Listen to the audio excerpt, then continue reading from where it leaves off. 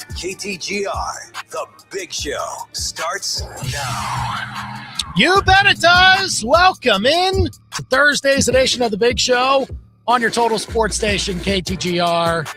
Andy Humphrey and Brendan Schaefer here. Yes, we're back, despite what you might have heard yesterday on April Fool's Day that, we're gone for – no. That was an April Fool's joke by the Is that what they guys. told them? That's what at first they did, and then they said, That's funny. No, that's check the calendar. What's It today? might have been even funnier to just not say it was an April Fool's joke, but play it straight the whole time and never mention that we exist, you and I. That would have been even funnier. Yeah. If they would have, and like even this would have taken a little bit of like beforehand time, but change all the imaging too. Change all the with Billy and Drake in the sky. Yeah, the Big Show with Billy and Drake, and say nothing of the fact that they replaced us for a day. That would have been really good. Or like Billy could say he's Andy and Drake could say he's Brendan or something like that. That would be good. Yeah. Like get into character and never acknowledge that we sound completely different. That would have been really funny. Well, I'll have some April Fool's thoughts. There's at least one and under the bus for me today. Okay. One day later on relating to April Fools. So we'll get to that. All right. Well, we'll get to that. We will get to some more serious things like Cardinals baseball. It's been seriously fun the last How about few that? days. I mean, come on. A little homestand. Yeah. Winning homestand, now going out on the road. What's been most impressive about that 4-2 start for the Cardinals? Give us your thoughts on it. And Alabama's athletic director wanting to can the SEC championship game. What do we think about that? We'll discuss that too at 5:05. We want your thoughts on all of it here on The Big Show, but let's get to this first.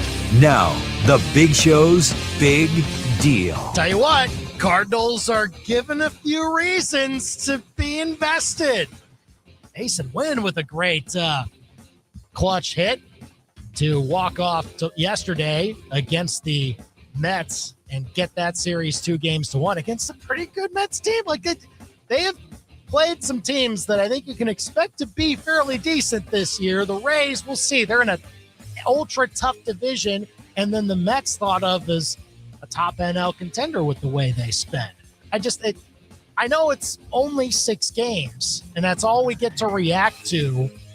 But if you consider the competition and that all these teams are at full strength mostly right now, or at least the most that they'll probably be all season long, well, then you take a look at how the Cardinals have scraped by with the wins, and you think, I think that matters going forward. That's the Big Show's big deal on the 2nd day of April, 2026. No joke about that. Like, I do think that it is meaningful that the Cardinals put together a week that fans can be excited about. And look, if you're wanting to lay back and say, I want to see it for a month, that's okay. But I think it can objectively be acknowledged that there are positive developments on how this team can look, and that has to color what we think of them going into the next few games. Yeah, I would agree that you can't really ask for a whole lot more than what they've given you to start when you look at the roster that they have and understand that, there are going to be some deficiencies in key areas that help you win baseball games. They don't have a ton of power. They got a few guys who might surprise you and tick up in that area, but they don't have a ton of it throughout the lineup 1 through 9. They don't have a ton of swing and miss in their starting rotation. They're not going to strike out a lot of guys with their starting pitching. But they do have a lot of things that when you pay attention to the fundamentals, Andy, and you do them well, and you make the right play more often than not, I still think that can work in 2026. Maybe not over 162. Like maybe if your roster just doesn't have some of those key things that we see on all the best championship teams these days, yeah, maybe you're going to be behind when you play a full season. But right now, I think we're seeing that there are things that the Cardinals do well and are committed to doing well that are helping them win games, which I think is a lot of fun. And if you made it out to Busch Stadium in the first homestand, I think you were pleased by what you saw. Yeah, because they don't have the high dollar people. Like, they won't compete for anything legitimate until they have that. I think we can all recognize that that's the case. This is about, again, playing the game the way that we all think it should be played. when we were growing up and playing Pee Wee at 9 years old or whatever it is, and just kind of getting back to those basics. And when you do, who handles that the best? Who can handle it at the major league level without a huge drop off in production over a long stretch of time? Like, when they fail, do they get back up? And maybe we're just waiting for guys to come back. Like, I'm interested now. Like, okay, is Ivan Herrera going to break out of this? Like, it's fair to question. Because while I don't have worries that he will not do it, I think he will still be one of the Cardinals' best hitters. We can still acknowledge that it has not looked good. So like, let's see how a guy like that deals with a bad week and then make sure it doesn't turn into 2 bad weeks. That's what I'm looking for several players. Like, it's not like he's 0 for the season, though. No, I know he's that. 4 for 22 with 4 walks. You may think I'm crazy. His week stands out to me in zero way whatsoever. It does not stand out to me that he had a bad week. The statistics for the week aren't great, but he's at 182. But you can't react to that for 6 games, even to the point of bringing it up, in my opinion. It's not even in the top 30 of things to talk about for me with the Cardinals, because I think the threat of Ivan Herrera is still helping the Cardinals. In the 11th inning yesterday, they intentionally walk him. And even after an Alec Burleson double play, you get the runner to third base and they score on the bloop by win. Like, if there was a guy on the team that was 0 for 22, 1 for 21, I think that would register and say, hey, we'll see. His OPS is barely below 600. That's just like a nondescript week for him. He'll be fine. No, I know he'll be. I'm not saying I have worries. I'm saying that. Let's talk about stuff that matters, though. But that does even on that. the radar. I do agree that it should get better. And let's see it get better, because he is still like the Cardinals' best power threat. I'd like to see it, soon-ish, right? Like, okay. Like, that's all I'm saying is 2 doubles, 4 hits. He'll be all right. Okay. He'll be good. But then you go to other things like that have been impressive, and the fact that, okay, if Jordan Walker and Nolan Gorman keep doing this, all right, then maybe they'll work out. Now there will be weeks that they have that are down. How do they deal with that? How do they come out of potential slumps that they'll hit and then try to get back to what they had this week? Like, you need consistent processes from several guys that then turn into OPSs that you can work with and match up and say, okay, but now we have some pieces that we can lay as a foundation. Let's go get our big guys now. Let's go spend. Let's go do whatever we need to do to be a winning organization again. Yeah. And look, like, for guys like that we had question marks about going into the season, like, better returns, like, for what we could see. I think it's, I may even disagree with that. Like, it's too early to do this. So, for example, Nolan Gorman, you're praising for a great first week. Yeah. He's had 1 fewer at bat than Ivan Herrera, 1 additional hit, the same amount of extra base hits, and 3 fewer walks with 2 more strikeouts than Ivan. Like, with 6 games, Gorman's up here for you, but Ivan Herrera's down here. I think they're about the same. I think they both had about the same week, to be totally honest with you. Walker had a little bit more of a punchy best game, and so his numbers are still better than everybody else on the team. I think encouraging to see that he has, drawn the 3 walks. We've seen 3 extra base hits. But I would say with Walker, like, all right, I was praising him the other day on the show for not striking out, and now he's up to 5 strikeouts. So very quickly you're like, okay, let's kind of see if he can avoid the K rate that is going to become problematic for him. I think with the lineup stuff, everybody pretty much, other than I would say Mason Wynn, was about what you would expect in the first week, give or take, and didn't stand out good or bad or indifferent. Like, a couple of good things from Walker and Gorman to pace the stats above, what they were last year, for sure. Wynn is confident he'll come out of it, which, by the way, had a car accident Wednesday night leaving Glad the stadium. He's okay. Glad he's okay. Yeah. He posted on Instagram that he's okay. I don't know that means he'll be in the lineup tomorrow afternoon in Detroit, but wanted to make sure we mentioned that early in the show, just because people might be going, why aren't you talking about this kind of huge story? we don't really know a whole lot other than they said he's okay and he said he's okay. And hopefully that means if he's a little stiff, he might be out for a day or something. But hopefully that doesn't mean anything long term. And above all, like that he's generally life okay is great when anytime, somebody has a scary situation like that. But like he would be the one guy where you're like, all right, 4 for 25, OPS below 500. But then he had one fall in yesterday to win the game. So I think offensively, we just need more data for me to like really feel anything about anybody at this point in the season. I think the more interesting conversation is about the pitching, because the pitching is why they're 4-2 more so than, any standout of the offense in either direction. Well, for a game like yesterday, where you definitely have to cover a lot of ground against a lineup that's stacked with guys, it's a good lineup. Like you gotta find a way after a 1 hour rain delay to make sure you're all refocused and able to stay effective through those extra pitches and just in general long feeling type of game that didn't have a whole lot of scoring. Like you just needed to hunker down, and like I thought that the bullpen had very good moments there. I agree on the starting pitching. I'm a little bit. There are some guys that have been a little inconsistent in the bullpen for me.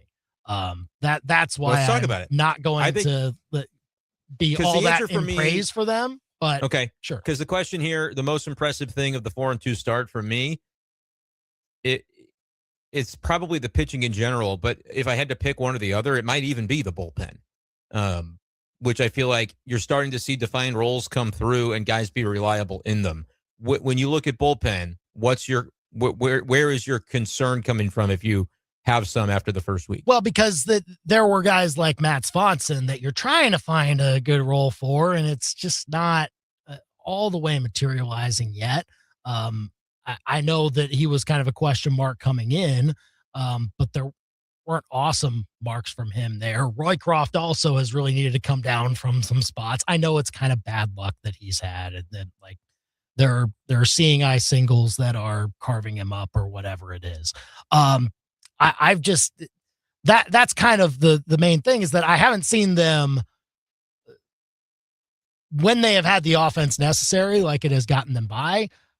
I've been more impressed by the starting pitching, maybe is the main way to say that, because I thought Belante would maybe be a little bit eaten up, but he pitched awesome in his start on Tuesday. Leahy looked good until he started to get himself into a little bit of trouble against that lineup. Dustin May, again, it happens.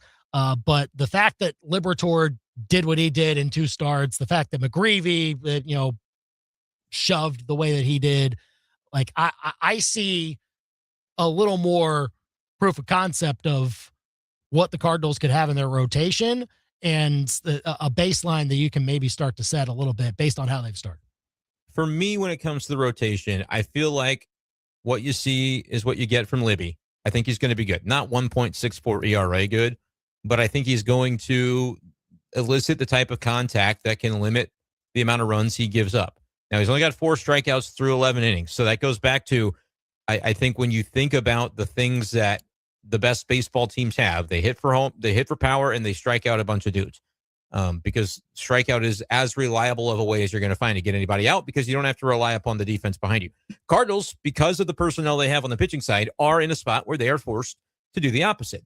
Fortunately for them, they do the opposite really well. They're playing a lineup that is very defense-oriented. We're seeing Ramon Urias at third base on a couple of occasions this week. Mason Wynn, obviously, at shortstop. I think JJ's a solid second baseman. Burley's even picking it nice over at first. And like Nathan Church hasn't hit, but we're seeing him still spell in left field, because I think that's your best defensive lineup that they've been able to put together. And not for nothing, Ivan Herrera, the 2 games that he's caught, things have looked really, really good for the pitchers that he has caught. So that's another mark in the favor of just the way that they're built. Libby, not a lot of strikeouts. McGreevy, we're going to see tomorrow, had 5 strikeouts in his first start, so that's close to 1 per inning. I think he'll be pretty solid, but again, the ERA is going to be higher than 0. The hits allowed is going to be higher than 0 in his first start. But with Libby and McGreevy, I do think you're solid. Got to see a better version of Dustin May. It didn't look good in his first start, but like you said, it happens. Palante, I do think, has made strides and hopefully will continue to do that. And I think Leahy, pitched 5 innings for the first time in his career, and it showed. Hopefully he gets the stamina to be able to kind of keep it throughout the remainder of his outing. But I do think there are going to be games where the starting pitching kind of gives it up. I look at the bullpen and say, yeah, you're citing Roycroft. He's either going to be on the IL or in Memphis within the next week at some point, right? Like if it's not working out, he's not one of those that has to be a bona fide for you. Swanson, agree. His first 2 outings were rough, had 2 scoreless in his most recent appearance, and will be ready to go by Friday after a couple of days off. So that'll be good to see him. And if he can build upon that, because I think they do need him in that role where he can kind of be like Leahy was last year, giving you multiples where you need it as a bridge to the late inning guys. But I think, Andy, you got to feel good about the late inning guys. Stanek, Jojo Romero, who is the best pitcher on this team, and Riley O'Brien, the last couple of days did a really, really nice job. And if that's your 7th, 8th, 9th, in whatever order that you want to put them, because you no longer have to worry about contracts or who gets the save or anything like that, like you kind of had to adhere to with Ryan Helsley, I think that that's going to allow Ollie to really get in his bag a little bit when it comes to bullpen management. And he's done a great job the last couple of days, and they've gotten the timely hits just enough when they've needed him to be able to win that way. It's kind of like we talked about the Royals last year, I feel, Andy, where if your pitching can keep you low like that, come up with the clutch hit, the key hit, and maybe you're going to win enough games to keep it interesting. Because the Cardinals, like the Royals last year, that wasn't a team we talked about that had a bunch of power, right? That was going to score a bunch of runs. You had to win games 3-2. It's not a very sustainable model to make the playoffs. The Royals kind of find that toward the end of last season. But I do think with where our baseline expectations were for these Cardinals, the bullpen, especially in the spots that matter most, and then you can even point to like a Justin Brule and a Gordon Graceffo yesterday.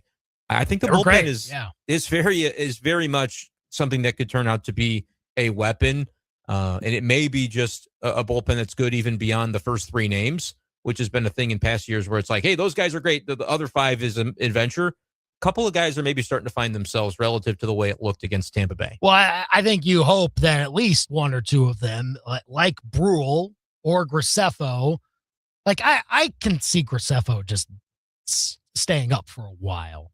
I think so too. Again, like Bouchard was put on the IL, and it's like we'll see what happens with the churn that we see. He's a Rule years. 5 guy too, so that's kind of like he didn't pitch well, and you have to. I don't know what the rule is. You can't like circumvent that to kind of hold the guy hostage who's on the Rule 5, but he does have a knee issue right now. But that's not the worst thing in the world, right? When you replace him with Graceffo, who for the last 2 days was Harry Houdini on the mound for you. Yeah, I'm with you on Graceffo. I think Graceffo, and look, maybe we thought of him as being that starter that could potentially be down the line, but I think this could be his role. Like, try to help out in this bullpen by being the bridge to some of those guys, and then maybe even in a pinch when a guy is unavailable, if you've got to fill in the 8th inning with someone that you trust.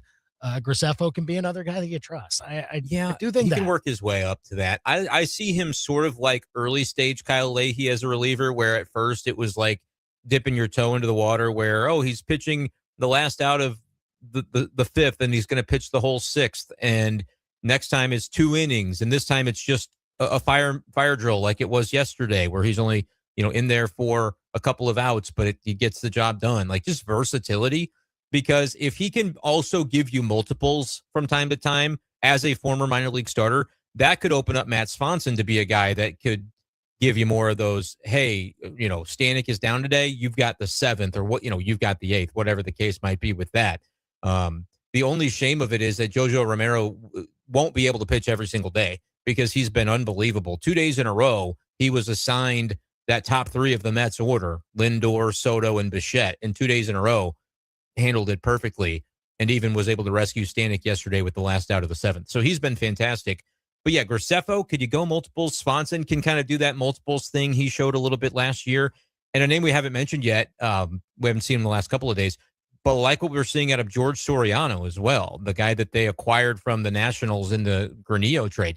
I think they really liked his stuff, and he could very well be another guy that as time goes on, push comes to shove, as happens when guys are unavailable throughout a season, he's pitching a 7th or 8th inning because Ollie begins to trust him more. So I really think right now you can feel pretty solid about maybe 6 of the guys in your bullpen, and Brule becomes important because he's the only other lefty. there's going to be times where they need him to do what he did yesterday. Like, you're facing Juan Soto because JoJo already did, or in a down the road, Andy, you're facing Bryce Harper because JoJo is going to the next time Bryce Harper bats in the ninth. Yeah. Like, you need to have another lefty that can do that. And I don't know if Brule will hold up as that, but he did yesterday, which is cool. So call or text us. What's the most impressive part of the 4-2 start for the Cardinals that you have seen from the team? Call or text us at 875-KTGR. You can also leave a comment on our YouTube and our Facebook pages.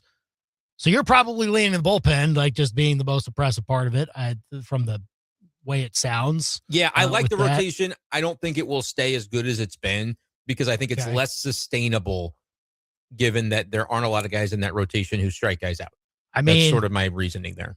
Should a candidate for this, should a candidate be JJ Weatherholtz? Like, just given the context of all the hype that he had coming in, and then he comes in, and maybe a bit of a coming back down to earth here last few games or so. He's OPSing 721. Yeah, like I know it's been a little bit worse here lately. Actually striking out more than I thought too, 5 Ks, but that's okay. Yeah, he's fine. He would not be my answer for this, but you're glad to see him.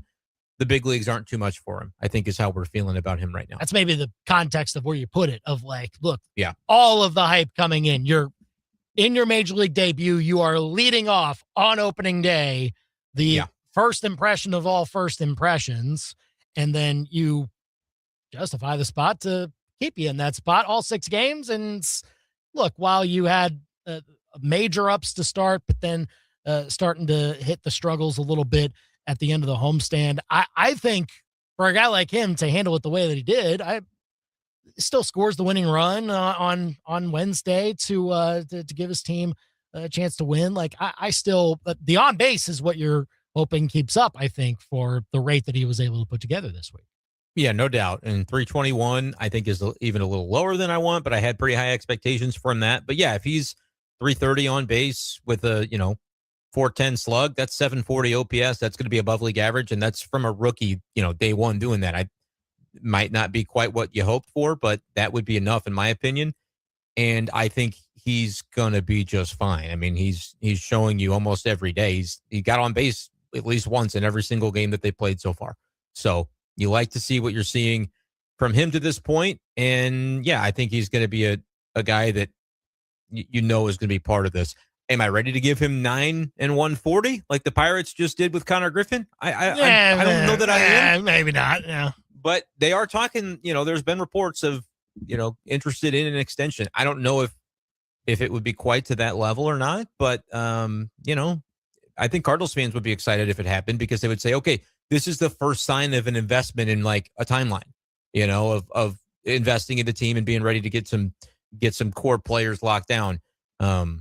So we'll see. I think it would be cool if it happened over the course of the next couple of weeks, but time will tell on that. So call or text us with what you thought was most impressive by the Cardinals as they won the homestand, won both series against the opponents they hosted at Busch Stadium, and now they head out on the road for the first time to Detroit.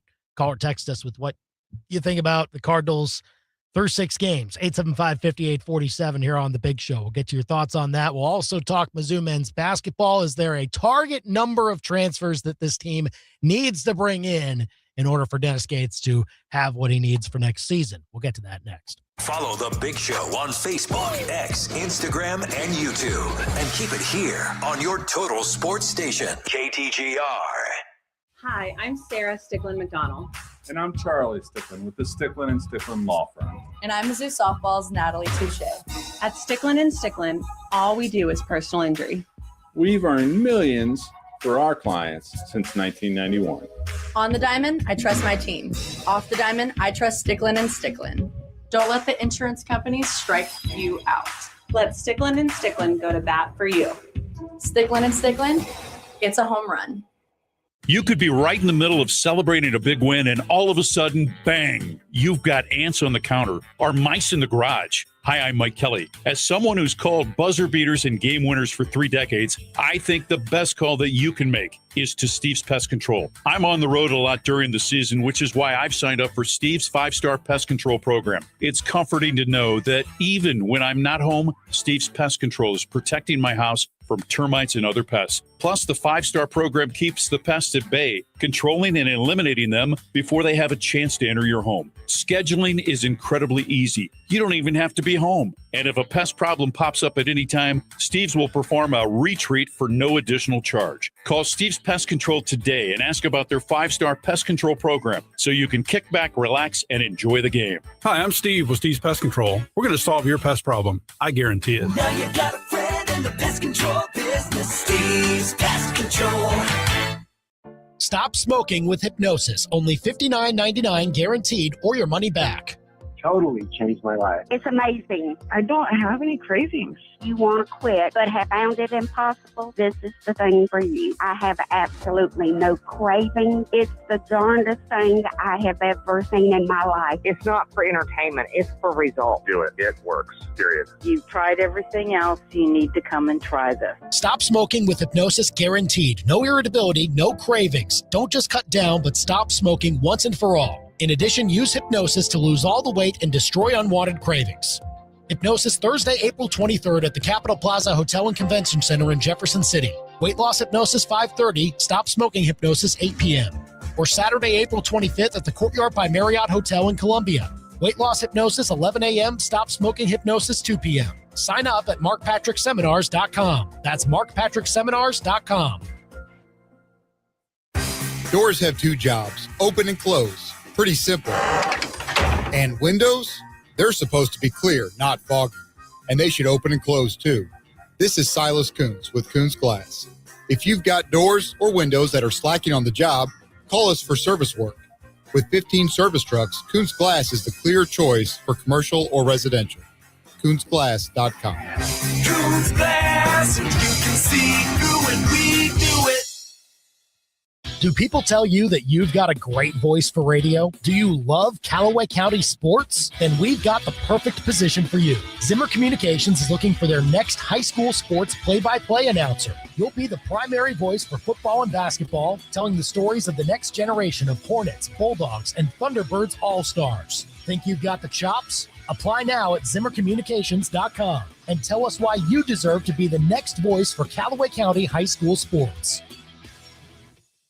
If it's Mizzou sports, it's happening here. Now, back to the big show on KTGR. Cardinals baseball will be on your airwaves on KTGR starting at 11:15 tomorrow. I think that's because the Tigers have their home opener. That would be my guess why they're playing early on That's Friday. gotta be it. Yeah, 12:10 first pitch for tomorrow as the Cardinals have their first road game of 2026. So you'll be able to hear that on KTGR, and we'll see if the Cardinals can take what they did this past weekend in this past homestand and bring that out on the road to a Tigers team that's also very good, or at least slated to be pretty good, you know? Yeah, I thought they would be better anyway Right? to start out. I think they have struggled out of the gate, but pitching staff, that's what you got to watch out for there. We'll see if they're able to unlock that. And I think the Cardinals are missing Scooble because I think he just pitched yesterday. That would make sense. Which is kind of good for the Cardinals. So to talk about how they've been faring, he gave up one run. It was in the first inning, a home run to Corbin Carroll, and the final score was 1-2-0. Oh, Diamondbacks win. Wow. Cardinal they were pitchers swept. maybe have a chance to keep going on that strong start they've had. It's a possibility. The Tigers have lost 4 in a row and got shut out twice. So we'll see what happens in Detroit. I think you're going to see a better version of the Tigers, but it is nice to miss Scooble. You never complain when that happens. Yeah, that'll be nice for the Cardinals to see somebody else. All right. Breaking news. What's our breaking news? The breaking news sounder, wherever it is. I have no clue. You don't have it? Wherever it is. Yeah. You want me to do it? Yeah, go ahead. I almost actually did I said, what would it sound like if I was I was gonna, waiting be, with bated breath. I just in my head, I was like the synapses were firing. I was this close to doing like a siren, like trying to be a siren. Yeah. And then I thought that's gonna come out really weird. So I'm just gonna say breaking news, and then you can go. So ready? Okay. Yeah. Breaking news, and now you can do it. One more time. Breaking news. Okay, there's the drop. I was out of the Okay, cut got there. it. Yep. Good. Now we'll have it Yeah, there we forever. go. There it is. Joe Tipton on 3 Sports said this 30 minutes ago. 7'5" center from Missouri, Trent Burns, has agreed to a deal to return to the Tigers next season. He told On 3 Sports. I believe Burns has also confirmed this on his social media pages. So the big guy, he's going to be back for Mizzou. I think we opt for a name change. I think the Missouri Tigers is a cool name, but the Missouri Trents, I mean, that seems fitting. Two guys named Trent. That's the two Tigers guys that next have year. announced that they will be returning. Does TO stand for Trent? Can we get some information on that?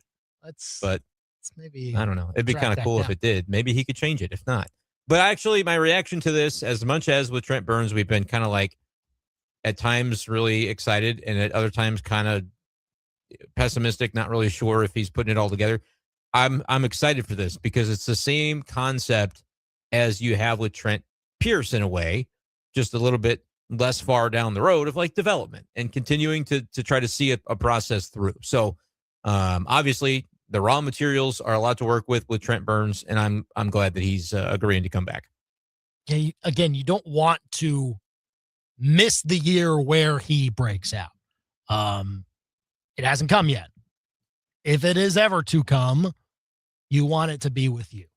That's true. And it seems when a guy's 7'5", you're a little more inclined to go, yeah, all right, let's just try one more time. Unlock that as much as possible. And it seems like not all that surprised by it. Trent Burns seems like the kid that, like, look, he was not all the way healthy last year, and most likely bought into the fact that, look, he's going to need some time to develop, and he saw this staff as a good place to do it with. And it seems the relationship with Dennis Gates is awesome. And look, you never hear about any player having a bad relationship with Dennis Gates either. It seems that no, you that's don't. just been a bright spot always with whatever type of recruitment Dennis Gates is able to be successful at. Trent Burns, though, in particular, for a guy that sat out all of last year, but then stayed the course. And then when he had another, like, I don't know if it was a setback injury wise, but he had to still rehab into the season and had to kind of trust the process with that as well. And then he finally gets out on the court and has some good moments. Like it wasn't consistent play. We can't call him like a true like starting guy going forward just yet, but there were some spots where you could see him working on things in practice and then applying it in a game and it working. And so like the more you see it, the better you can feel about Trent Burns unlocking that potential with your team. So yeah, that I think was necessary to have one of your roster spots filled with a guy like that I think very clearly can be in your rotation next year. Probably not as a starter, but if you get the front court help that you need, then you can allow Trent Burns to still play potentially down the line significant minutes if he continues that growth. Yeah, and I think when it's a decision he's making, I don't know that Trent Burns, if he's being self-aware about it, I don't know that he views himself as a finished product that isn't getting an opportunity at Missouri and once more. You know what I mean? I think he probably views himself in a way of, I'm making strides here. Dennis Gates is the guy that can get me where I want to go, and we're on the same page about how to accomplish that, but I've got more work to put in. Because he absolutely does. I think to become a player that plays at his size at 7'5" and is the 5 on your lineup when you're out there on the floor, he's got to find a different gear of defensive intensity. I don't know if he needs to pack on weight in order to do that. That always seems to be like the way that people talk about it. If he could just confidently play with what he's got, I think it would do him a world of difference. But also the guys who are, 6'11", 250 pounds are going to come in and push him around a little bit because they got that low center of gravity compared to a guy who's 7'5". So like physical, there may need to be some weight room stuff that happens. And it's not that that's not already always been underway. But I think he's a guy still in progress as he continues to get to where he eventually wants to be as a player. But I think mentality is also an aspect for him that will be relevant in getting toward where he wants to go. Play with that defensive intensity. We see it about 20% of the time. And it's like, oh, there it is. Shot blocking, comfortable where he is on the floor, knowing his assignment. And then sometimes he kind of has turned into a turnstile defensively. I think if he can make that stride defensively, that's really, I don't need him to be like a crazy shot maker or be a lot more efficient offensively than what he was. He's going to dunk it most of the time. I think he can play a role that if next year, Andy, there's a guy ahead of him on the depth chart as a big, but he's coming in and you're excited to see him in there because the production doesn't dip all that much when he's the guy giving a spell to the other bigs, then I think that would be a good target for where he could land next year. He averaged 8 minutes a game this season. The points per game where he was averaging 2 points a game, and the rebounds just under 2 rebounds per game. You can carve out, like, jump to about 6 or 7 points a game and in maybe double the minutes. And 12 to 15 minutes even would be, right. And show me a handful of rebounds, a handful of points, a couple blocks. Like, I think he could be that kind of guy. He's just got to continue to progress, and they're going to give him time to do that, which is why he's signed back, Yeah. So it is very key to get a guy like him back in the room, and we'll see how they're able to develop him into next year. So now, for sure, coming back, Trent Burns, Trent Pierce. Okay. The Trents. We got that for us. So obviously they're going to target more Trents in the transfer portal and see how many they can get on the team. No. But T.O. Barrett, Otter Boateng, Luke Northweather, Nicholas Randle, Aaron Rowe are the ones that we don't know whether they're coming back or not. Who do you need to see? Who do you need to hear from soon? Who are you hoping to hear from? Well, certainly the next one would be T.O. Okay, let's see. That's the next one. That's the biggest one left. Yeah. The others, look, Boateng's probably not going to be ready start of the year next year. That could go either direction, and I won't be shocked or have a reaction to it. But it might be hard to transfer in the middle of a recovery like this too. Yeah, so he's probably back. Yeah, which is fine. And the others are bottom of the roster round out type of depth pieces that I don't need to see them go out and get new versions of that in the portal. So those guys can come back. But I think the question here before we found out the Burns information was how many transfers are you targeting? And I'm only talking about the impactful ones.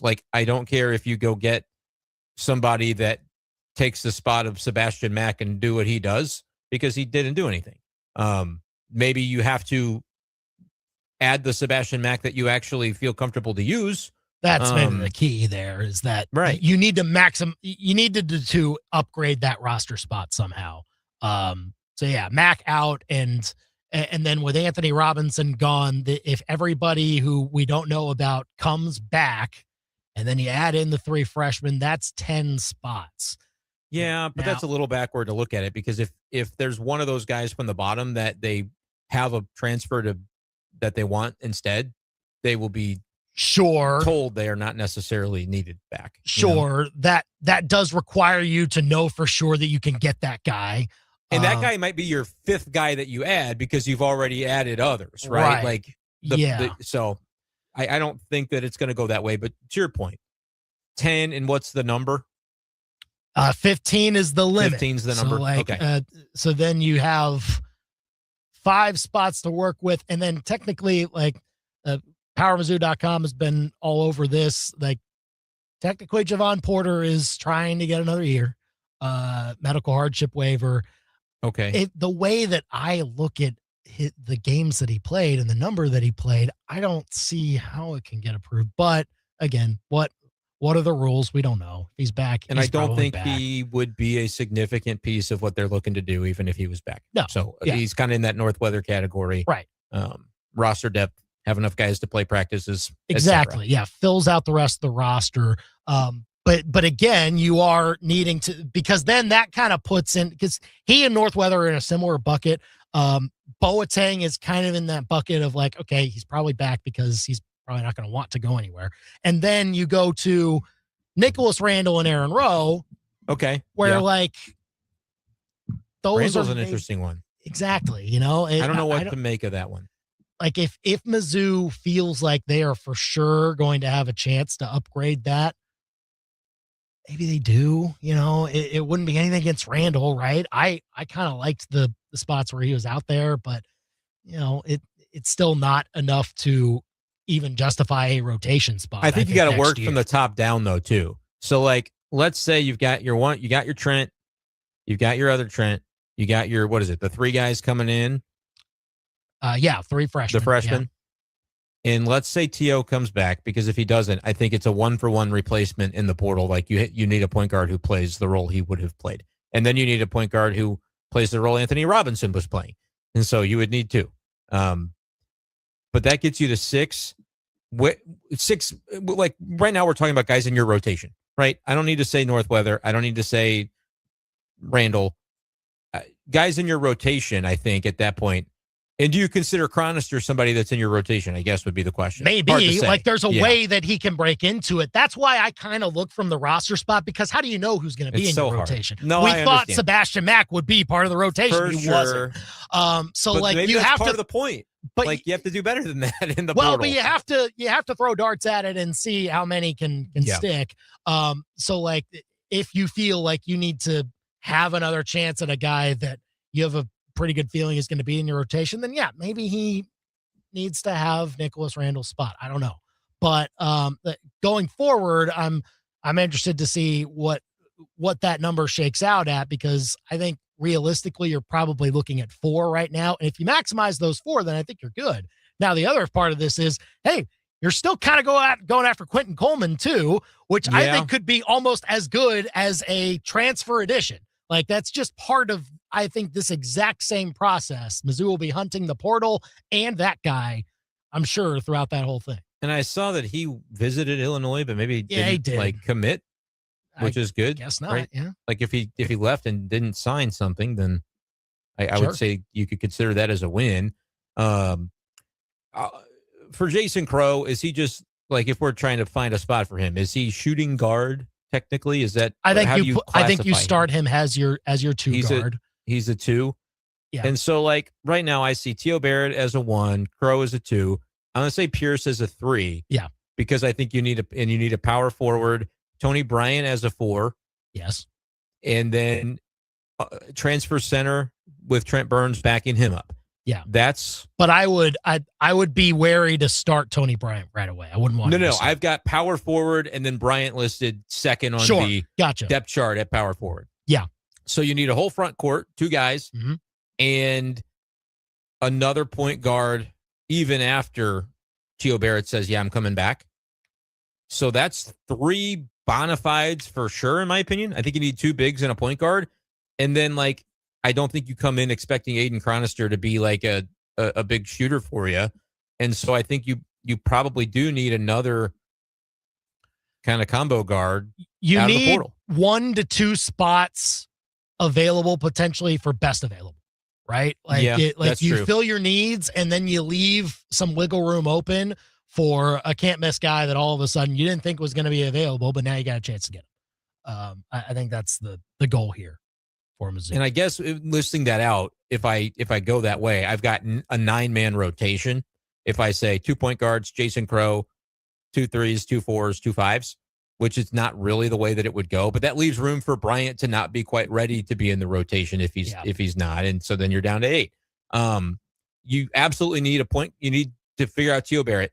And then if he's back, you need 1 point guard, 1 power forward, 1 center that are all, if they're not starters, they're heavy rotation guys. And the front court guys probably do need to be starting caliber the day you sign them. Yeah. And then best available, like you said, I think the number is 4 at a minimum of guys that like are going to be playing minutes for you next year that come out of the portal. Adding Quentin Coleman maybe changes that a little bit, but I don't think it does. I think you need 4, and then the rest if you want to do roster fluff and keep a Nick Randall or whatever you want to do. But I'm saying 4 guys that when we're talking about this team next year, they're playing real minutes. Yeah, it'll be very interesting how it shakes out when the week starts after the Final Four or after the national championship game. I believe when the portal opens, we're going to start to see the additions. So we'll see if maybe Mizzou has a day 1 addition. Getting somebody. Tennessee Really? getting a guard out of Belmont. Yeah, maybe that was an April Fool's thing. It's very possible that was, but like, it wouldn't surprise me also. I mean, it probably will be announced at some point. Like someone maybe has the intel, but is probably not. Yeah, nothing's officially but like the transfer portal itself tweeted out that a guard, Tyler Lundblade from Belmont, committed to Tennessee. Joe Tipton reports. So this was yesterday, but like, I didn't even know you could do that yet. No rules. No rules. None whatsoever. You're on the Big Show, KTGR and the KTGR app. Give us your transfer portal thoughts, Mizzou men's basketball fans. In the meantime, we'll go under the bus next to April Fool's jokes. Or will we? That's next. Now, your local Sports Center update on your total sports station, KTGR. Good afternoon, I'm Andy Humphrey. This Sports Center update is with Lee's Tire Company. If it's round and rubber, Lee sells it. Go to leestirecompany.com.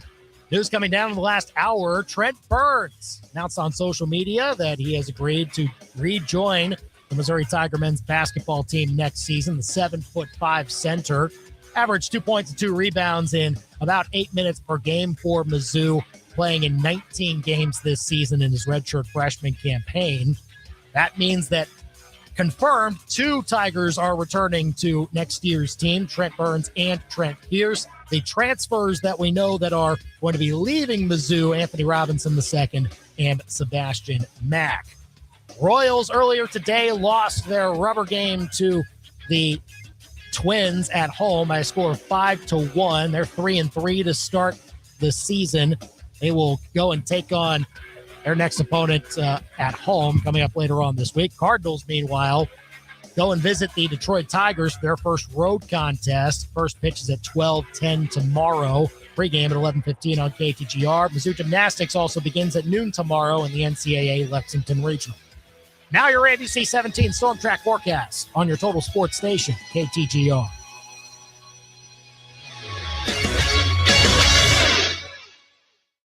I'm ABC 17 Storm Track Chief Meteorologist Jessica Hafner. I'm tracking partly to mostly cloudy skies this evening, staying fairly mild with temperatures falling down to the upper 50s to about 60 degrees. Heading towards tomorrow, we're going to warm up quickly. We'll see highs back up to about 80 degrees. And then by evening, a chance for some showers and storms. Some of those could be severe with hail and wind as the main threats. I'm ABC 17 Storm Track Chief Meteorologist Jessica Hafner, and that's your ABC 17 Storm Track forecast on your total sports station, KTGR. Midway Electric presents the High School Sports Power Player of the Week. This week features Rockbridge senior shortstop and pitcher Asher Schultz. Last weekend in Hoover, Alabama, Asher went 7 for 16 with a home run, 4 extra base hits, and 9 runs batted in. In one game, he also pitched 6 innings and got the win on the mound, helping Rockbridge go 5-0 over the weekend. That's the Power Player of the Week with Midway Electric, powered by people with pride. MidwayElectricInc.com. Lose weight or stop smoking with Hypnosis guaranteed or your money back, only $59.99. Hypnosis designed to destroy unwanted cravings, late-day eating binges, boredom eating, stress eating. Also, stop smoking with Hypnosis. No matter how many times you tried to quit, this Hypnosis is designed to destroy your desire to smoke without cravings, irritability, weight gain, or your money back. Hypnosis, Thursday, April 23rd, Capitol Plaza Hotel and Convention Center in Jefferson City. Weight loss Hypnosis, 5:30 p.m. Stop smoking Hypnosis, 8 p.m. Or Saturday, April 25th at the Courtyard by Marriott in Columbia. Weight loss Hypnosis, 11 a.m. Stop smoking Hypnosis, 2 p.m. Register at markpatrickseminars.com. When you have a great product, it's not hard to sell. And no one has a better product than Fuse 32. When you're a part of our sales force, our creative team makes your job a lot simpler. Like selling a fully loaded SUV with TVs in the back for the young family. And a third row because they're expecting more. It's a win-win, and everyone's happy. You'll have total confidence in yourself, the team alongside you, and what you offer to clients. Apply now at Fuse32.com. Fuse 32. There's nothing we can't do. Summer is coming. Are you ready? This is Michael Agnew at API Project Fitness. Now is the time to get moving. For a limited time, try our gym and all of our classes and expert coaching for just $1 for your first month. That's right, full access, real results, and a community that pushes you to be your very best, all for just $1. No pressure, no excuses, just progress. Stop waiting and start today for just $1. Find out more at APIProjectFitness.com. My name is Taylor, and I have had insurance with Phyllis Nichols and her team for over 9 years. One of our early claims we had to make, unfortunately, was from a hailstorm. And as soon as that first hail hit our house, I texted Phyllis and I said, oh boy, we're in trouble. Phyllis walked us through everything, made everything very seamless. Phyllis made it so easy. Her team followed up, checked in, and really went to bat for us. When things weren't moving properly, she would make sure that everything was accounted for, and she really just did an above and beyond job for us and everyone we referred her to. Arbor Day reminds us that trees give us life. Unfortunately, more than 15 billion trees a year are cut down, and you can't grow a mature tree overnight. Advanced Tree Solutions does more than remove. They protect, diagnose, and plant the right way. Help save what matters. Respect your trees and replant right. Call Advanced Tree Solutions and give your trees the care nature intended. Advanced Tree Solutions, your tree's best friend. AdvancedTreeSolutionsLLC.com. Do you owe $10,000 or more to the IRS like Gail? When I retired, I just let all my taxes pile up. I had gotten many threatening letters. The one that said they were going to try and take my property was probably the scariest. When I found out that I owed close to $300,000, I was in total shock. It was a bad situation. I didn't know what to do. Then Gail found tax relief advocates. When TRA told me I was only going to owe $368, I just was in total disbelief. If you owe 10 or even hundreds of thousands of dollars to the IRS, don't lose hope. Do what Gail did and call TRA for a consultation. I was so blessed with TRA. Visit TRA.com or call 800-544-7357. 800-544-7357. That's 800-544-7357. Your daily fix of local sports lives here. This is The Big Show on KTGR.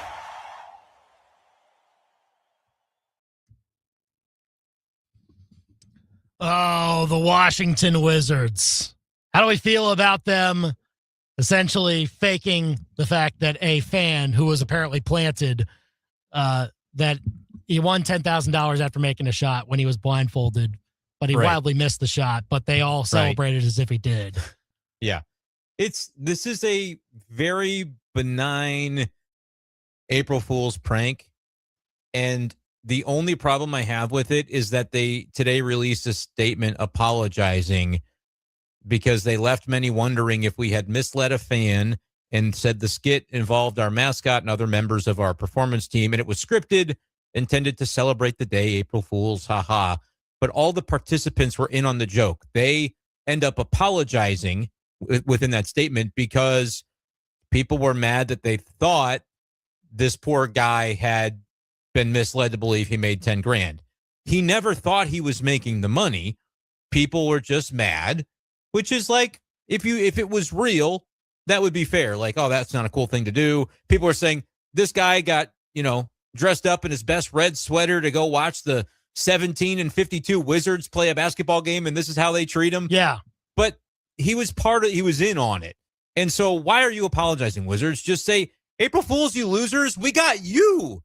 I mean, that's the whole point of the dang thing. I don't understand why they said sorry. And that's why I want to throw them under the bus. I think their sorry is disguised as kind of what you're describing. They feel like they kind of need to throw it in, but they explain everything. Everybody was in on it. But they could have just said, but we're sorry, you idiots. Yeah. We got you. He's not the one that was misled.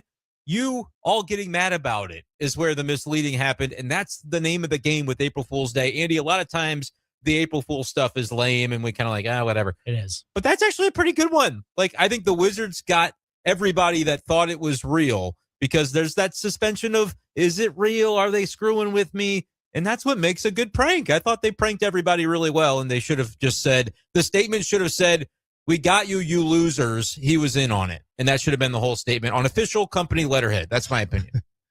There are worse April Fool's jokes, no doubt. I mean, I think people should have sniffed it out right away when they wheeled out a Wizards so-called fan on the court. That should have been the tip-off. I didn't know those people existed. That's one of the two basketball arenas I've ever been to, an NBA game, though. Really? Washington Wizards. For no reason, but that's a true fact.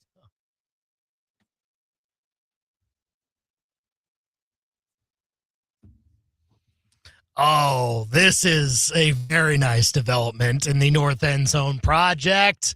In come the rocks, filling out the Rock M on what I assume will be the updated berm for the Rock M, and it will actually have rocks. I know there were some questions about whether that was going to happen too. No, it will have rocks. Is it just going to be like a light or something? Yeah, Yeah. no, it's rocks. They're on there now.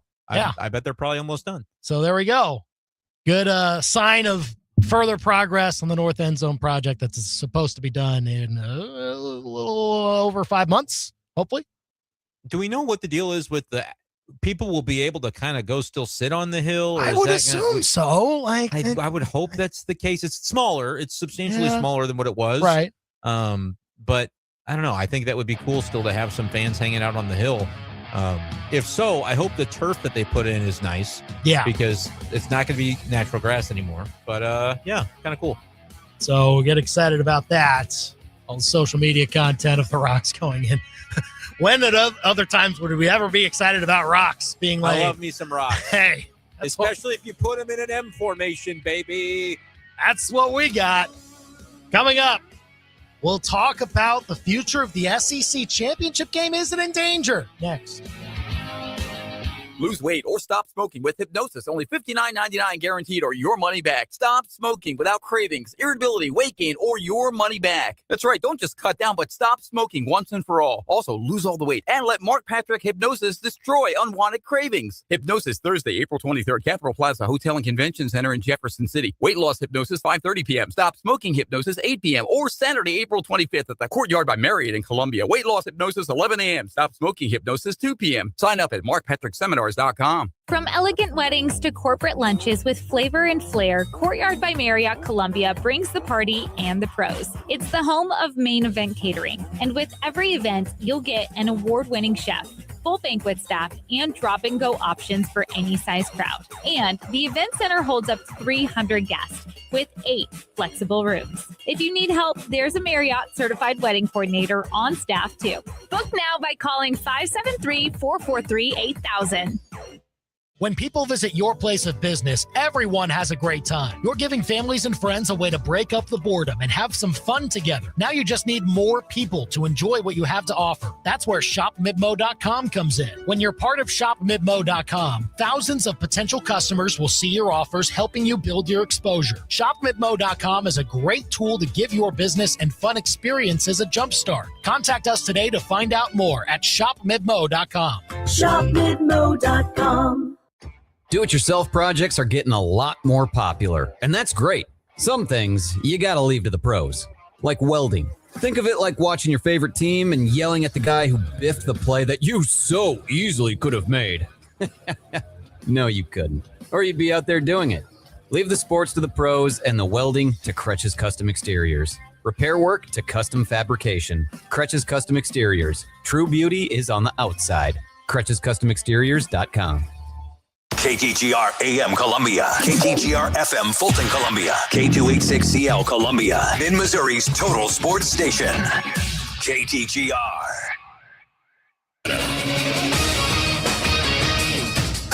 I'm Christine Lisi. The Spurs will be without NBA MVP contender Victor Wembanyama against the Clippers tonight due to right ankle injury management. He had 41 points, 18 rebounds last night against the Warriors in San Antonio's 10th straight win. 2 days after Raiders coach Clint Kubiak said his plan was to add another veteran quarterback, the team has done just that, agreed to what's basically a one-year fully guaranteed $20 million contract with Kirk Cousins. Vegas expected to draft Fernando Mendoza first overall later this month, and he'll greatly benefit having Cousins as a teammate, explains ESPN's Field Yates. His ability pre-snap to process and read. What am I looking at? What is it going to mean once I have the football in my hands? For Fernando Mendoza, who comes from an offense in Indiana that was not as complex as what Kirk Cousins has run in the past and will run with the Raiders this upcoming year, his ability to rub off on Fernando Mendoza in that way, to me, is invaluable. Michigan starting point guard Elliot Cadeau rejoined his teammates for the Final Four, was hospitalized yesterday after accidentally eating something he was allergic to. The Wolverines face Arizona on Saturday night.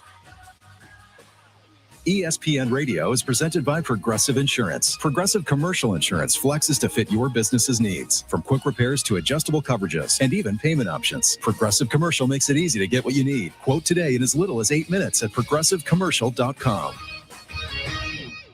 From Faro. 15 to the 10 to the house. Bush. Back to the wall. And it's got her. And Arrowhead. Touchdown. Kansas City. To your speakers. This is the big show, baby. Get fresh takes on the biggest sports stories in mid-Missouri. Right now, this is The Big Show with Andy and Brendan on KTGR. We're going to discuss in a few minutes what the Alabama athletic director said about the SEC championship game. He thinks it should go away. And look, when the Alabama AD says that, we got to consider it as a real possibility. So we'll discuss that coming up here in a few minutes. Talk some Royals. Couldn't get it done today. They still win the series, but kind of same old Royals a little bit today. We'll have some early Final Four thoughts. We'll also talk to Columbia College women's basketball coach Matt Moore. They had an excellent season once again, winning another conference championship, 31-2, heading into the national tournament a few weeks ago. But Matt Moore is going to go and discuss that season at 5:45, so don't miss that here on The Big Show. But first, before we get to any of that, let's get to this. It's 5 o'clock. It's time for the Top 5 at 5 on The Big Show. Number 1. If you want to trade away for curtain number 1, you can have curtain 1. News dropping from On3's Joe Tipton just about an hour ago. Trent Burns coming back for the Missouri Tigers next year. The 7'5" big man is agreeing to return to the Tigers and will continue the development process under Dennis Gates. I think if Burns is your second big man next year, I think that ends up being okay. I'd like to see an uptick in minutes for him. I'd like to see an uptick in that defensive intensity consistently across all the minutes he plays. I think if you get that from him, whether that's putting on some weight or not, I think it's about the mentality. If you get that from him, I think he can be a real good rotational option for you.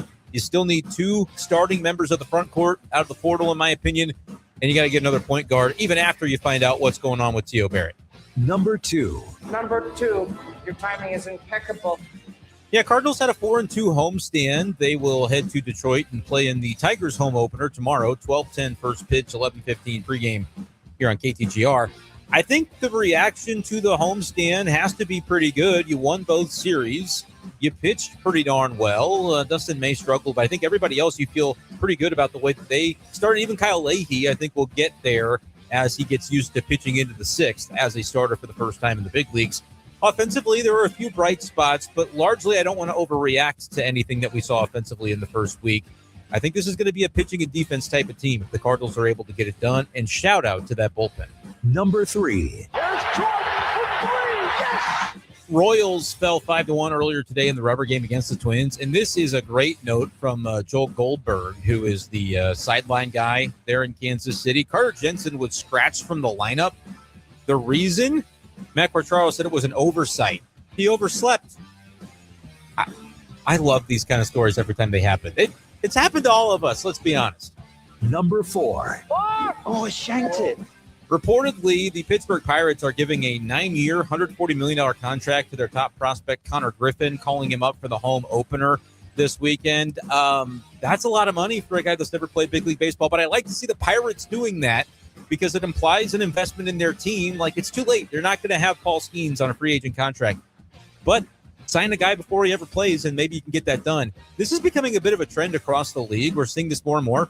J.J. Weatherholt, could he be the next candidate for something like this? Time will tell. Number 5. What is the 5 fingers? Say to the face. Slap. The Rocks are coming in. I couldn't be more excited about it. Yeah, the Rock M.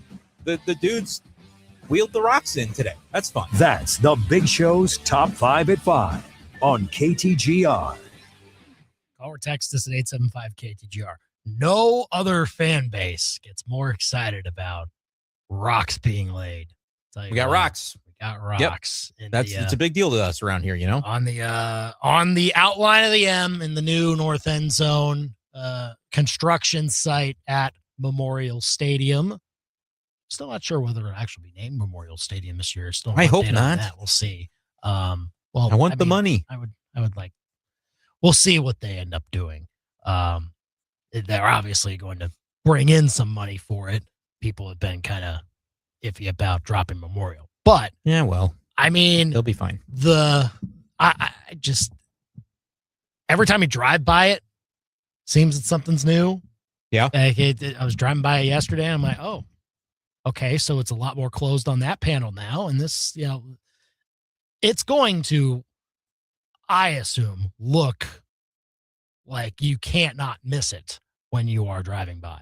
Like that's the goal with this whole thing, that you have, like, that's the main way that fans walk up to the stadium and they get the first glimpse of it. That's going to be their first glimpse. Like, I can't wait to see what that impression looks like and how close it is to the renderings and what that all is. But yes, the M, very essential. And that way you can keep the tradition of the freshmen going and painting them, and the seniors going. And after they win the senior day game, then they go and get the rock. Yeah, it's all going to stay. So that's good. We'll see whether you can still sit on the rocks or whatever it is, or if you can sit on the turf. I would think so. I would think you can, but they will give you all the details. We'll wait on that. Will there be an SEC championship game going forward in college football? Zoo's obviously played in a couple of those. Would like to play in another one, I'm sure. But Greg Byrne, the athletic director of Alabama, basically said that he does not want to see them. He doesn't see the need for them anymore. Says, quote, the ship has sailed, end quote, on that being relevant in today's college football. And the way that you recoup that revenue that you generate from the SEC championship game is to just expand the playoff, and then everybody gets more money that way. Brendan, I would hate this. I would hate if they took away the SEC championship game. I'll let you kind of go first, but I am coming out against this. Yeah, I mean, and the SEC is the biggest, most prominent league. Sorry, Big Ten, it's still true. You guys are winning more championships lately, though. I got to hand it to you on that. If they cancel theirs, like everyone else will cancel theirs. Won't need theirs. Yeah. Everybody else will. It just. You're right. And I think in some of these conferences, it's interesting because the teams that are at the top, there's kind of like, yeah, you both are really good. Why would you want to leave it up to a committee to decide if you're the Big 12? Like there'll be years where there's 2 11-1s in the Big 12. And I mean, I'd rather in a conference like that settle on the field. But I think if you're the Big 12 and you're the ACC, you envision a world where you aren't being, in their word, like treated unfairly, where like, well, why wouldn't both of our 11-1s be able to get in? And so those leagues might even look at it as, well, especially if they expand the playoff, we might have a better chance of getting multiple teams in if we don't pin an unnecessary loss on one of our two teams that would be heavily considered. So like, I think if the SEC cans theirs, you're going to find every other conference, major conference, with a reason to can theirs as well, which as a fan, I do not like. If the conference championships games go away, I would like it to be because and I'm not rooting for a modified playoff format, but if it happens, I would prefer that the reason it happens is because they modified the playoff format to such an extent that it was like baked in that now you really have no purpose for the game. I like the SEC championship game. I am not surprised one bit that you could have said, hey, of the 16 ADs, that could have made a comment like this, how highly would the Alabama AD rank as an AD that I wouldn't be surprised to hear this from, because it doesn't really mean as much to them. But like, you're not going to hear Texas A&M's AD say this. You wouldn't hear, Ole Miss's AD say this. Because it's coming from Alabama, where it's like, yeah, we've been there, done that. We've won our championship game. I think that's, yeah. Chris Del Conte has kind of indicated it at Texas a little bit before, I think. But yeah, Texas they've won plenty of conference championships, though. But again, that's in the same tier as Alabama, and Georgia would be the same. I would say those three, we're good on that. And Alabama doesn't mean anything to us. Alabama is the team that almost got left out by losing. Yeah, the SEC championship when they lost 28-7 to Georgia. Yep. We were all wondering, is that going to be enough to drop them? Yeah, it wasn't. Margin of defeat. We talked about it though. But they even want to take out that possibility that they would ever be in danger by playing that game again. To which I say, deal with it. I don't think the coaches should ever have that type of mentality. Why are we playing this game? If that's the mentality you're taking, then don't give up that job. Like you should be in it to win it. That's kind of what I'm at, is that we've heard Eli Drinkwitz say things like this to the similar way. We have molded everything in our minds around college football of only chasing the one big prize at the end, and that's it. Like that's the only thing. But it's not. There are other things to chase. You can chase conference championships. You can chase, 10-win seasons. You can still do that and be proud of how you got there and having high-profile bowl games or whatever it is. I know that's also diminished because we expanded the playoff. But because of all that, of how this sport has evolved, it has also evolved our minds to we should only care about winning national championships and that's it, and everything else is unacceptable. Like, this move would go further towards adding to that mindset. And that's just what I don't want to see. I don't want to see that sport delve into this, And but that's where I do think the format has to shift when it comes to how the playoff functions. But it won't be prioritized when that shift happens. I think we're talking about, vestige of an era gone by, because the championship game probably will be gone at some point in the next few years. But I think to save it, if your priority was to save it, you would reorient whatever the new playoff is around still incentivizing playing that game. Because as much as I agree with you that as a fan of the sport, I enjoy all the conference championship games and valuing like we won our conference because we played the game for it and they gave us a trophy. Inevitably, all of these things are now inextricably tied to the bigger picture of playoff access to it, and did you win the whole tournament? And so I don't know what the answer is to save the games in the SEC game in particular, because I don't think the powers that be are in a position to where like that's going to be a priority when they make their next decisions about what the new format becomes. Because right now, like we saw this last year, Big Ten game didn't mean anything like at all. Both teams still got a bye. Yeah. The SEC game ultimately did not mean anything because the team that had, in theory, something to lose from it didn't lose that thing. And they weren't even close in the game. Yeah. Mm-hmm. So right now we're at a place where it feels like it's under attack because it currently doesn't fit in the format. It doesn't fit in the structure in a way that is incentivizing the teams that are going to most often play in the game to care about it. And that's the part that concerns me. Yeah, it's a tough road that college football is going down for that. If you care about the health of that game, that's a tough thing to watch develop here. 875 KTGR, would you be in favor of the SEC championship game going away like Greg Byrne, the Alabama AD, wants to see happen?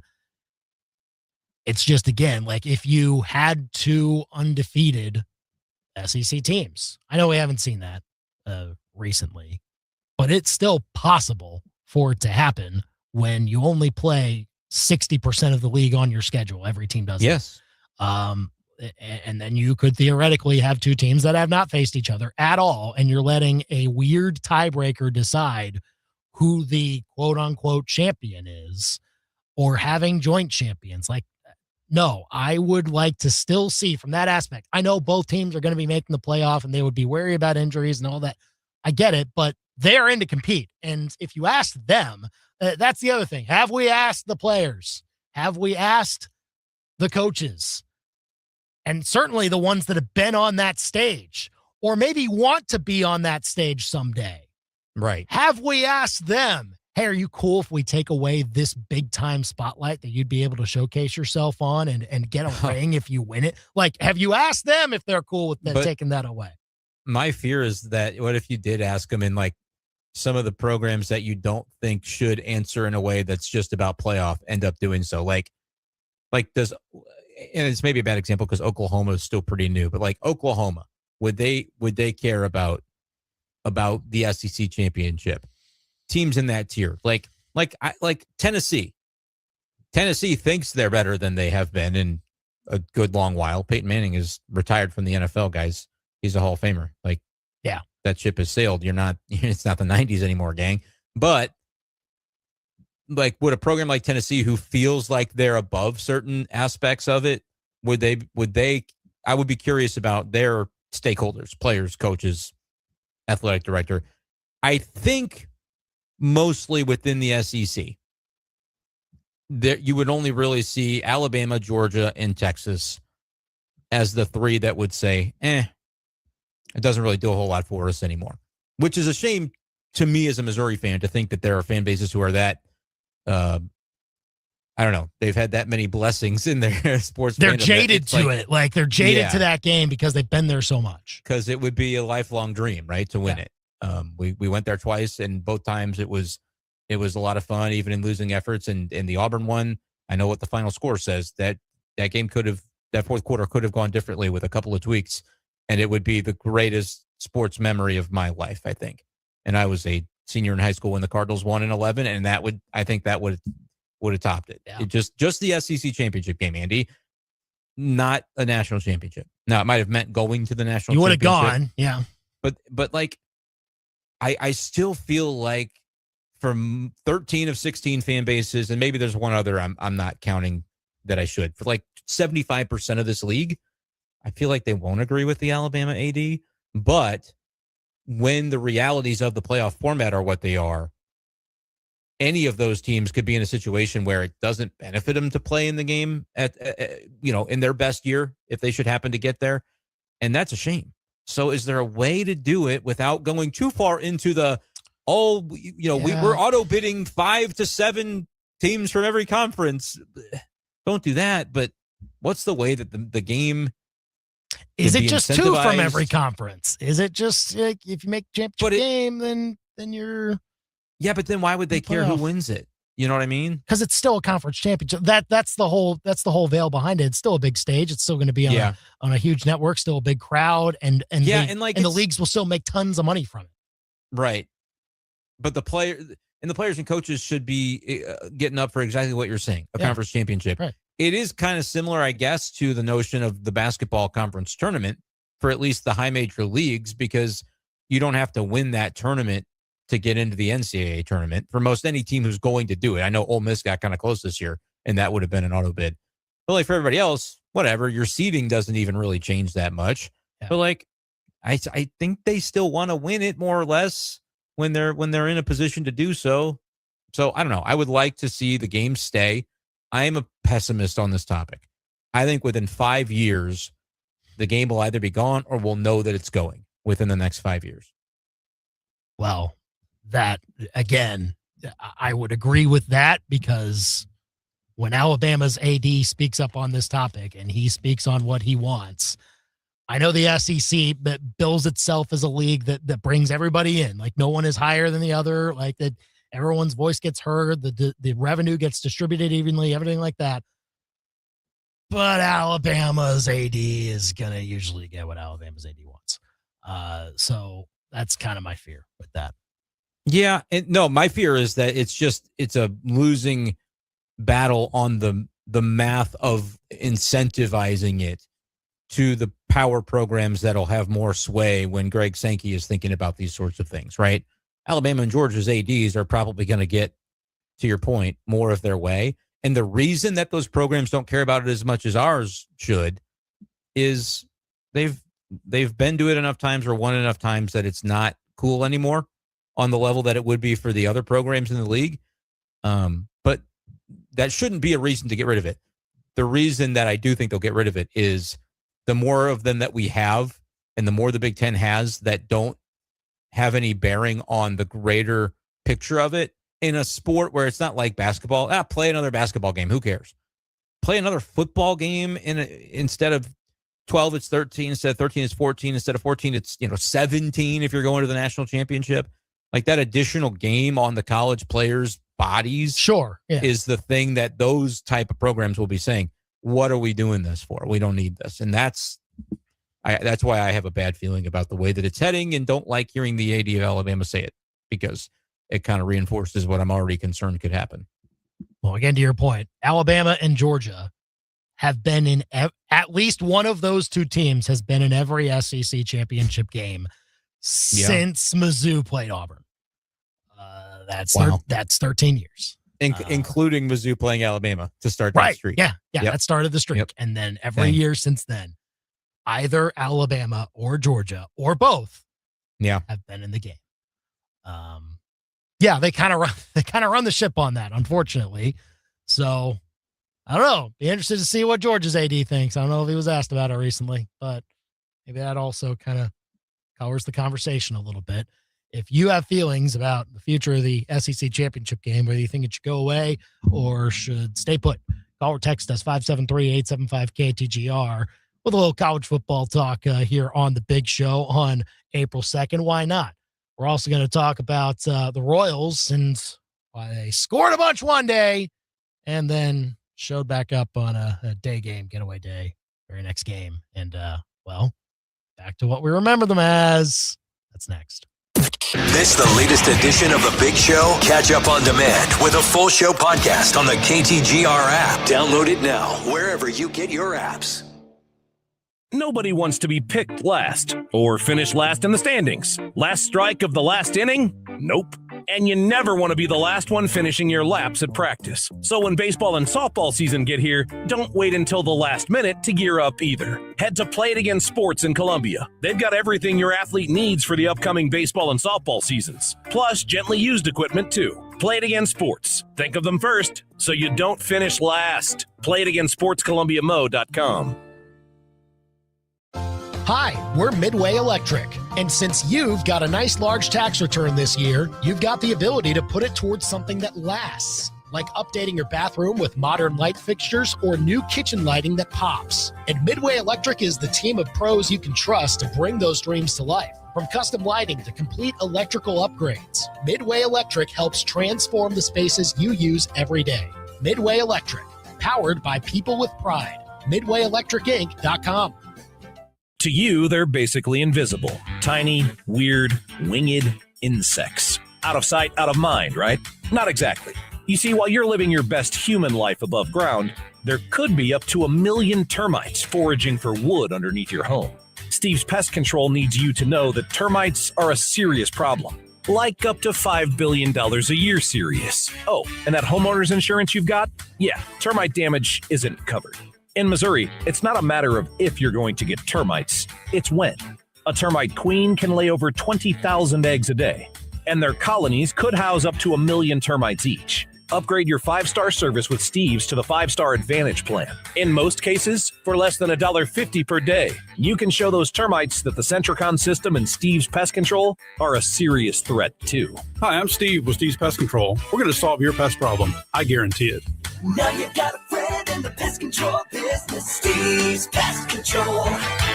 The nominations are in. Now it's time to pick the winners. Now through April 12th, you'll decide the winners for Inside Columbia Magazine's Best of Columbia 2026. Vote up to once per day for the businesses and places you love, including Best Salon, Best Place to Buy a Car, Best Sushi, or Best Chiropractic Office. You can vote once per day, so come back and support the businesses you love most. Best of Columbia 2026 starts with you. Vote now through April 12th for your favorites at InsideColumbia.net.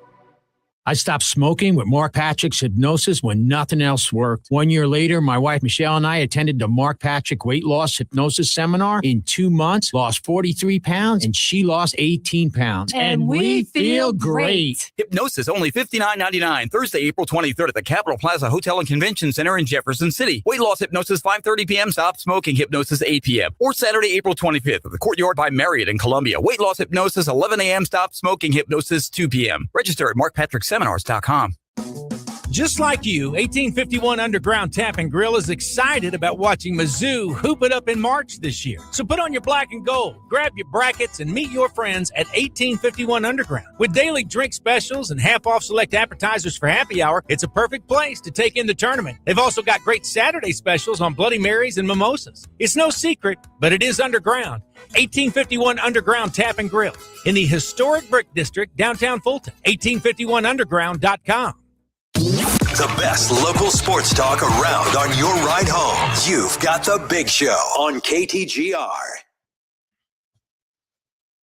Thanks for joining us here on The Big Show with Andy and Brendan here at 526 KTGR and the KTGR app. Give us your thoughts on the SEC championship game, whether it should stay, whether it should go. The Alabama athletic director thinks it should go.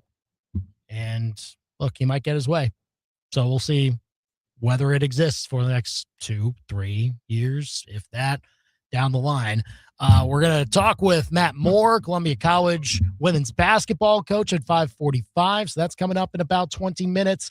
We also, tomorrow, will have our last picks of the week of the season involving the Final Four, both the men's and women's. This is when we rope in the over-unders for it as well, so we can pick on those too. And then blow it out with a bunch of other sports, see if you try your hand on some other picks and do all that. I will not be here tomorrow for that. And so, Brendan. Oh, you're escaping because you know that the picks haven't been going well? No, not the case. This was prescribed already. Okay. Despite the picks record, I know it might look a little fishy. It does look a little fishy, if I may admit. Go ahead and believe that it's fishy. I will just, know what I know. But you got to wear it, I think. I mean, I'll be fine. But either way, I will not be able to make the picks tomorrow. But luckily, we will have somebody coming in to guest host the show. Oh, they're going to pick for you? Yeah, they're going to make the picks on my behalf. Okay. It'll be our old friend producer Grant. Now wait a minute. What? He's gonna try to tank your picks because of that. The producer blood runs strong within him. Oh well. So he's probably gonna tank. See, I don't know. Producers with Billy, they'll be able to Here's do better the thing, as a though. result. We always knew that there was infighting within that producers group, even despite That's the true. fact that they went on and won the championship in the picks of the week last year. So there will be some. They'll have motivation. Okay. Grant will have motivation. Producer Billy tomorrow will have motivation. I'm just sitting pretty though. I already won the damn thing. Yeah, so you're just do sitting whatever you want. back, lawn chair, like just Feels good. see Feels whatever good. happens. But I mean, the picks of the week will actually flash up the records here for the YouTube audience. Okay. Andy's still holding a golf club for no reason. That's what I should win for winning picks of the week. Is I get a golf club too. I don't even care if it's photoshopped. Just put in a golf club somewhere in this little and it should say on the graphic 2025 Cougar Club and Scholarship Golf Tournament head-to-head champion for the first time ever. Okay. Just So saying. so I don't get like a 4-time thing next to mine. Nope. It's just the most recent one. Oh, It's the golf I club. see. I got Yeah. Well, either way, the records show that that should work out to 2 games back for me from the producers. The producers have the same number of wins as me, but 4 fewer losses, and the producers have 4 ties. I have no ties. But that works out Yep, to the 2 ties games back. You're 4 back in the loss column. That's going to be tough. But of course, you won't end up with the same number of games played by the end because. Well, yes, we will. No, you won't, because the 4 just gets thrown out No, it essentially doesn't. when you talk about No. winning percentage. No, yes, it it does. No, the NFL does not do it that way. Well, we're not the NFL. Well, but who else does? Who does it that way? Anybody? No, again, they don't. We're arguing a ties semantic, count though. in soccer a point. Overtime losses count a point in hockey. The game doesn't just not exist. Winning It percentage. did happen. Yeah, it gets Winning factored percentage. into winning percentage as half a win and half a loss. That's how the NFL does it. Okay, so it doesn't actually have an impact. We're arguing a semantic. It does, but It does. it does because it actually helps the producers' winning percentage a little Significantly, bit. because they didn't lose. Right. But that's true by taking away the losses. I don't want to argue math with you right now. It's not going to go well for you. You can still survive, but you need Grant's help. That's the theory for tomorrow's picks. Grant needs to be 3 games better than the producers tomorrow, or 2.5 if there's a tie. And I don't know that factors he it is. in. I don't know that he has a chance to do that, but he may just have to play the odds like we talked about earlier this week of, and who goes first?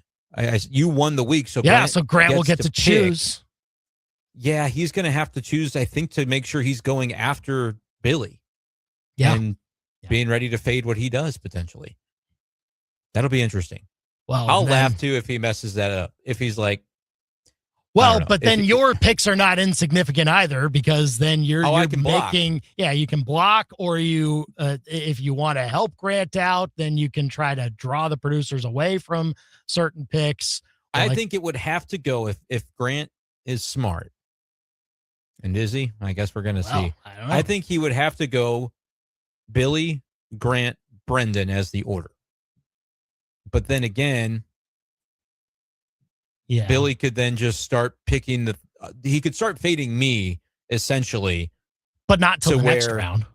Till round 2. He Right. could begin fading me, and then Grant's stuck and doesn't get the auto fade. Yeah. So Grant does need something in his back pocket that he can turn to in case. This will be a topic on the show ahead of 5:45 tomorrow of what's the strategy going to be as you play as Andy's proxy. I'm looking forward to that.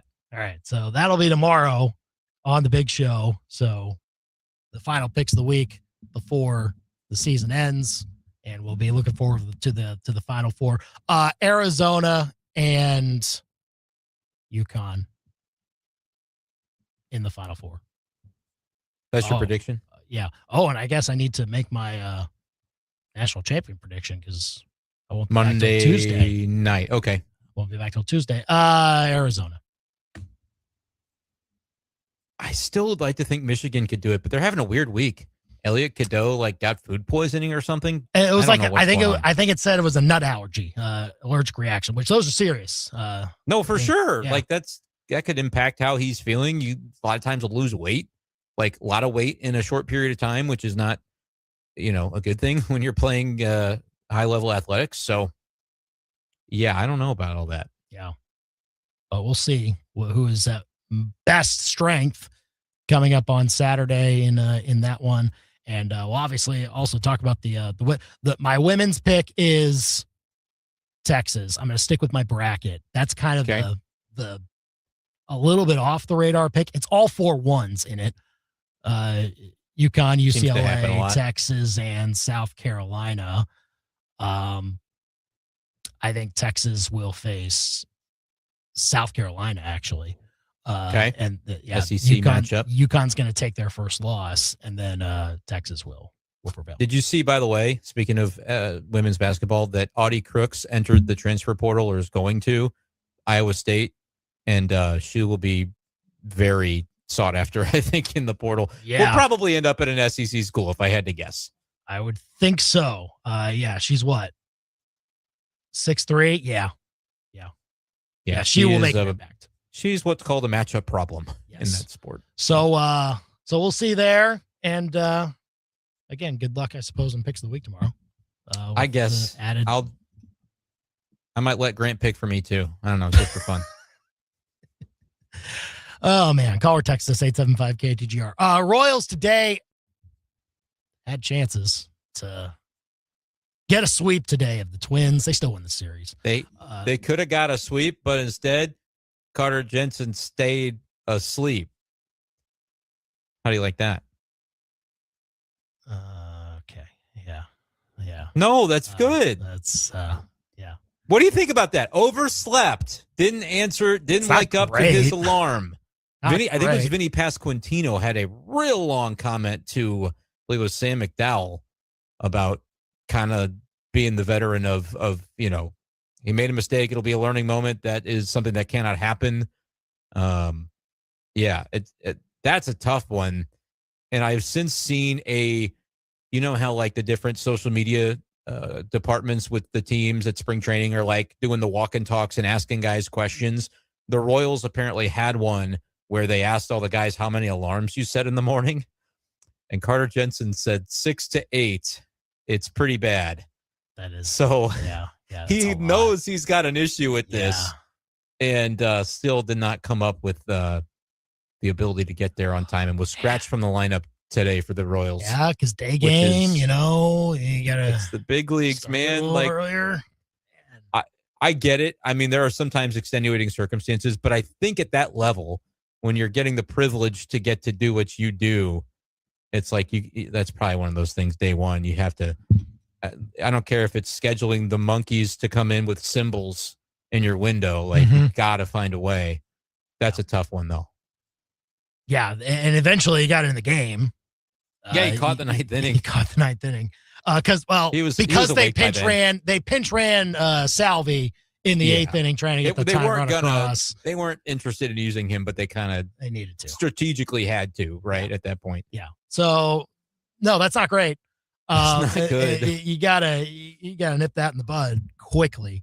But again, as long as they say in the press conferences, like, learning experience, he'll bounce back from that, whatever it is. He said, I've got no excuse, and knows that there isn't one. So right. It's what it is. You know who did this with the Cardinals a number of years ago? Who?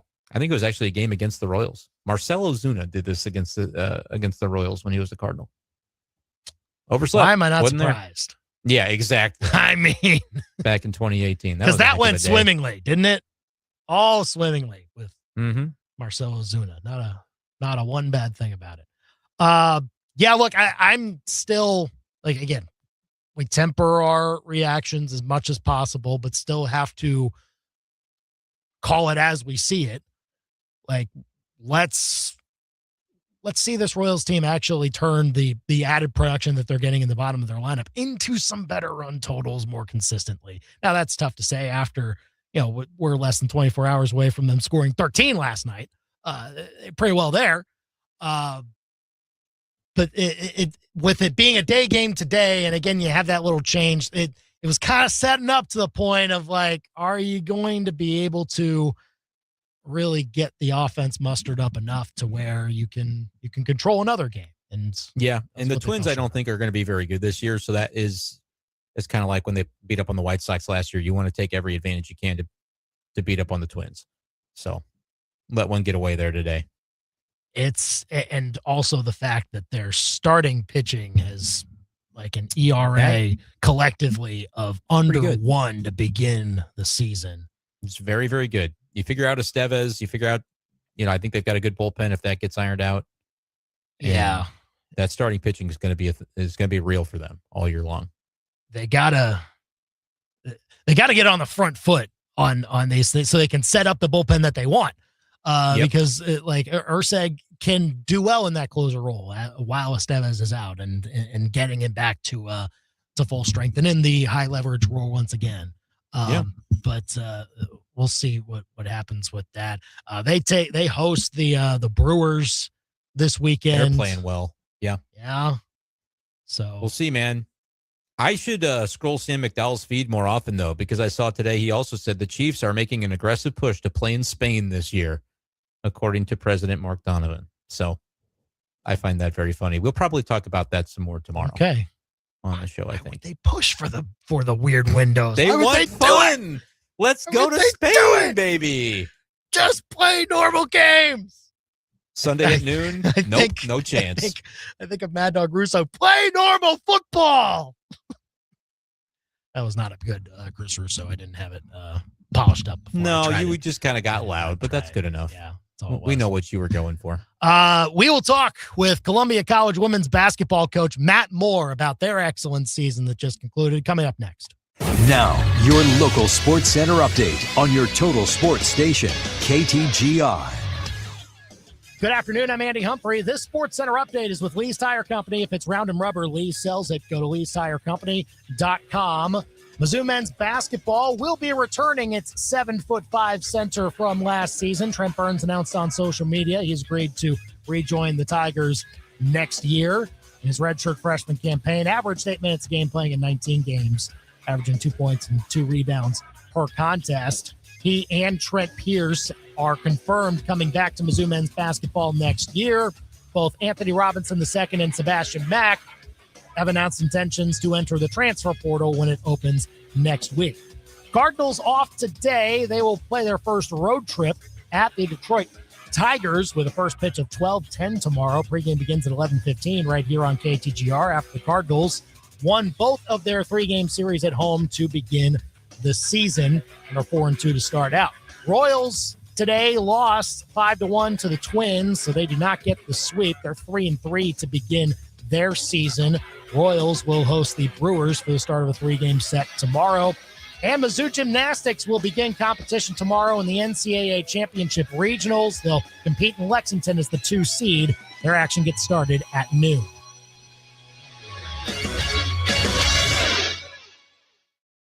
I'm ABC 17 Storm Track Chief Meteorologist Jessica Hafner. I'm tracking partly to mostly cloudy skies this evening, staying fairly mild with temperatures falling down to the upper 50s to about 60 degrees. Heading towards tomorrow, we're going to warm up quickly. We'll see highs back up to about 80 degrees. And then by evening, a chance for some showers and storms. Some of those could be severe with hail and wind as the main threats.